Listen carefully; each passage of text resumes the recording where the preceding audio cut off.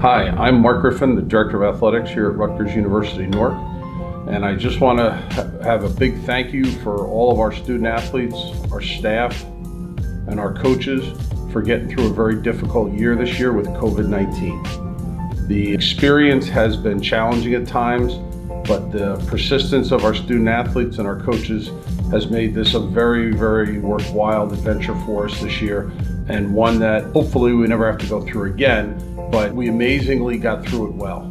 Then we also had other sports that took advantage of the situation, got very lucky with testing and COVID, like men's volleyball, who won the NJAC and went to the CVC conference semifinals, which was outstanding for us.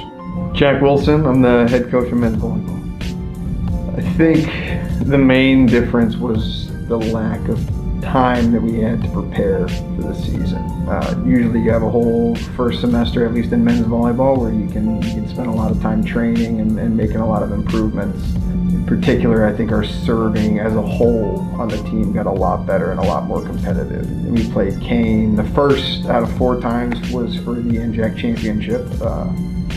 And we wound up playing them at home, and we beat them in 3, and we did a really nice job. I know last year our guys were really eager to play Kane, but we were unable to because the season was cut short. It was good that we were able to get some matches against them this year, and I think winning the NJAC championship is pretty cool. Turmoil is a good word. We joke, and you mentioned Coach Kelly, because a running joke that we always had was anytime anybody would ask us a question about what's going on, what's going to happen, our standard answer was, I don't know. And it was very hard to have to say, I don't know, over and over and over again. But with the changing situation and how fluid it was, unfortunately, that was our answer.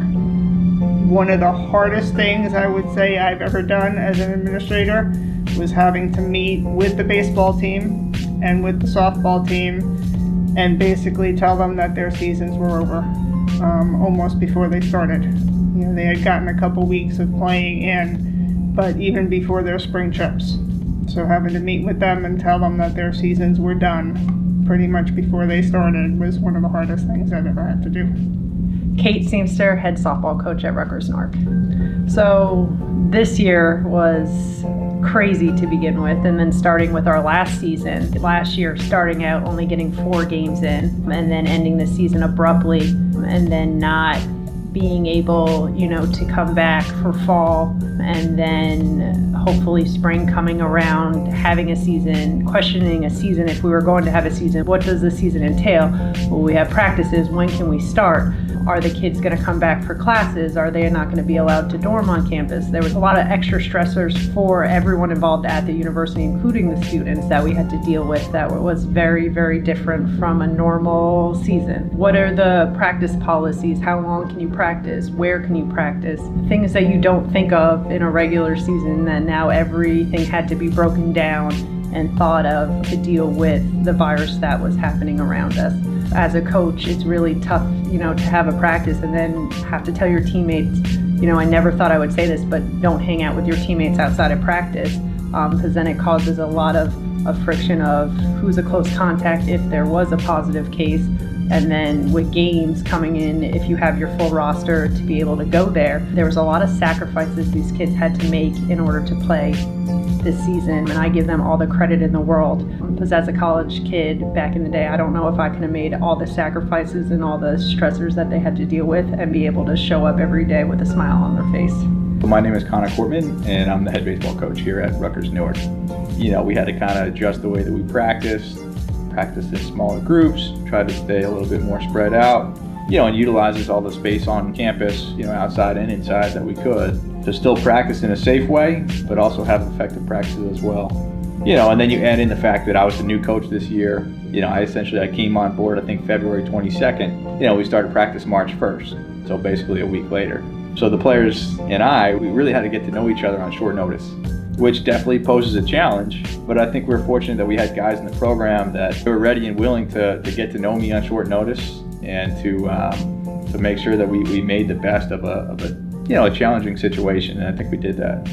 The key with any team is kind of developing that chemistry, and it is a challenge. It's hard to do when you have to practice in a setting where it's like you can't all practice together at once like you would in a normal year. I think one of the good things that we did have is we did have some continuity to the coaching staff.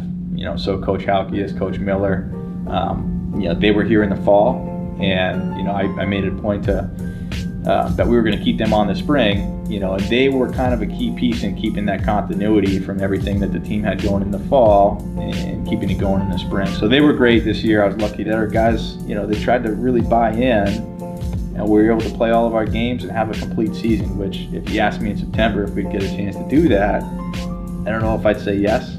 But we were lucky that we were able to, to pull it off, and that's a testament to, not just the guys on the team, but really the administration and the leadership that they showed throughout the whole process.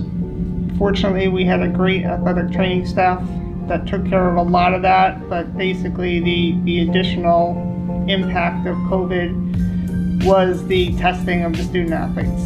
And again, our training staff took care of most of that, but just tracking to make sure that everybody had gotten their tests in, everybody had cleared their tests.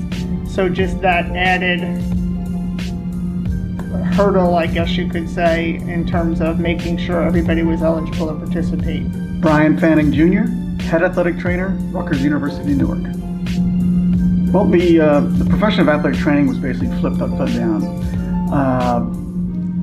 All of our normal daily duties as an athletic trainer really revolve around health and wellness.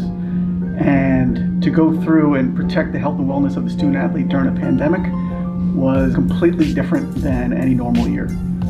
So you have to worry about not just the rehab side of things, but how are you going to complete rehab? How are you going to see an individual? How are you going to have personal protection available to treat that individual in the steps moving forward? You have to think about space in the training room and how to change that so that you didn't have as many people within a closed-off environment. Well, I joked around a lot. I considered myself the senior saliva specialist here. Ariana Ruella, head coach, women's soccer. In light of everything going on with the pandemic, we quickly got together and said, okay, how are we going to keep us connected? Because that was the most important piece to all of this, was how do we stay connected? And at the end of the day, we decided, okay, it's gonna have to be virtually. So it was interesting. With the pandemic, with everything being virtual, with us connecting virtually as a team, one of the benefits of everything that happened was we were able to connect on a deeper level.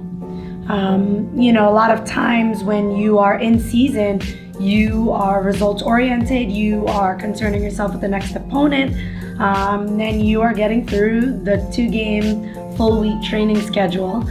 And without that, we got to know other sides of our players. We got to know the ups and downs of their personal lives, which I think helps you as a staff to connect more off the field, which in turn translates to on the field. We were fortunate enough to play and train as a team in the spring. We had 3 goals coming out of that spring training. It was 1, keep everyone healthy. 2, increase the foundation of fitness, having been, almost over a year without training as a team. And then, again, begin training as a team. And what did that look like now that we had some newcomers and bringing back our old players? Joe Lochran, men's basketball coach, academic coordinator for the athletic department. When we practiced like 12, 14 practices before Christmas, it was more, let's get up and down, let's do a lot of shooting. We didn't even do any defense, hardly. Just because it was the unknown, we tried to put in some sets offensively, try to keep it positive, upbeat.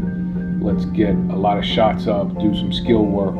So that whole approach was different in terms of than being a normal season. So, again, it changed a little bit after the holidays because we kind of got word for sure that we're having the season. So we were trying to get back to normal. We missed 2 games because of COVID issues, whether it was us or an opponent, so we just never really got into really great game shape. You had to just be patient with it and adapt that this is different. So you had to have much more flexibility as a coach in your approach in dealing with the student athletes and how you prepare for your season. So I had to be a lot more flexible and understanding, and maybe just take a step back and take a deep breath and realize, okay, things are changing. Let's let's be a little more flexible, let's understand the situation. That's kind of where I think we kind of grew, is, learning how to adapt and then learning how to be a little more flexible. Juan Edney, head coach, track and field, men and women cross country. This year is COVID, put everybody out, but the men and women who stuck around, and I believe I only ended up with 8 women, and 12 guys, when I had at least 30 women and 26 guys. So it kind of hurt, but the ones who stuck through it, ended up still running PRs and throwing and jumping PRs. It really turned out for the best, considering the conditions. Well, during the regular season, I guess you can say as coaches, we would be a little bit stricter when it came to people missing practice and not doing what they're supposed to do because of the situation and the times. You can't be insensitive when you have family members with COVID, who passed away, and you try to say, "Oh, I don't care, come to practice." No, we didn't do that. We just basically had to listen to them and trust in them more than we would have. In every sport you have a kid that's, "Oh, I don't really want to go. I don't feel like going today. I'm tired." We really didn't have that. I felt like these kids were genuinely upset when they missed. So a lot of times if they did miss, they would text me for workouts and things of that nature. So I was pleased with that. But then if you got hurt, you really couldn't go to the trainer like that. So he would have to tell you stuff that you had to do at home. So it was kind of rough, for that to go down and still have a positive season. Because normally, every day we ice bath after practice. Couldn't do that. So when kids' bodies are beat up, it's basically like go home and take care of yourself. But other than that, they did a great job. So I think they developed very well. It gave them a chance to learn more about their event, their sport, their body, our workouts during a time where really we're not even counting NCAA as eligibility.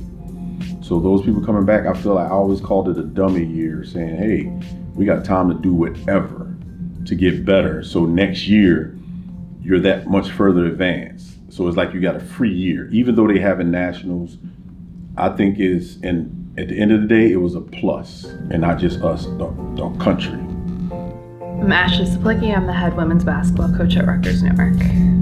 The year was very different. We played Friday, Saturday games, so they were back-to-back, and it was the same team both nights, and that was very different than our normal schedule, so it was kind of cool to experience that. Some other leagues do it, like the Ivy League normally does that, but for us it was totally new. Just the constant testing every week. I really give credit to the girls because we tested at 6 in the morning every Wednesday, and everybody always showed up, so we were really successful with that. So it was really tough this year with COVID. No one lived on campus. I think we had one student athlete on campus. So not seeing them every single day, only communicating really through phone, text, emails, Zoom. A lot was really difficult for me as a coach. I'm really an in-person communicator and really rely on seeing them all the time. So I think that was the biggest challenge that we had. Everything else I think was kind of minuscule to that. That was the number one thing, and I hope that they realize that next year will not be that way. Hopefully that we can adjust and get back to normal. My name is Tom Krichkowski. I'm the Director of Athletic Communications here at Rutgers-Newark. When COVID hit us, everything turned virtual, and we weren't able to see the athletes every day, and sports weren't happening. So during that downtime, when we were in lockdown, I relied on my GA, David, a lot. He was able to reach out to all the coaches, the players, and formulate videos, and just to keep the content up and fresh at all times on our pages, but also to keep the department locked in with the student athletes so they didn't drift away and forget about us. It was a way of keeping the Scarlet Raider family together, and David did a phenomenal job at that. Even with our coaches, made sure they were locked in the process as well. So we had one cohesive unit and one product we were able to put out to the whole campus. We even had a campus tour David made that got picked up by the entire campus, and now they use that as one of their virtual tour videos. And now the coaches use that as well as their specific field or court videos to send out to potential recruits if they're not able to make it, which was also integral for the coaches during this downtime because they weren't able to bring students on campus. So being able to have these videos and show them was outstanding, and David made this whole process incredible. I would like to thank Brian Fanning and Rachel Janusz. They were huge in this. They were the two people to keep this whole operation going, from weekly testing to making sure they were up to date on COVID regulations and then disseminating that information down to everyone here at the Golden Dome. And without them, none of this would have been able to happen. And then from there, the coaches picking up duties around the building, helping keep the building open, doing extra work recruiting to make sure that they have a full roster for next season, to bring in extra students to the campus, just to bring more people here for when we do reopen, that we have a bigger Scarlet Raider family. And then from there on, you have your building managers and the student workers who were also just as important in keeping this building open as anybody else. My name is Leonard Hewley. I'm the Assistant Athletic Director in charge of facilities and operations. One of the newest challenges this year compared to last year is definitely staffing matches and games. Due to the unpredictability of this virus, I was forced to reach out and ask for help for different coaches and administrators. I was fortunate to be on a great team this year, and everybody chipped in and lent a helping hand. And I want to take this opportunity now to thank everybody that chipped in and helped out, from upper administration down to our custodial staff. Thank you. Thank you so much.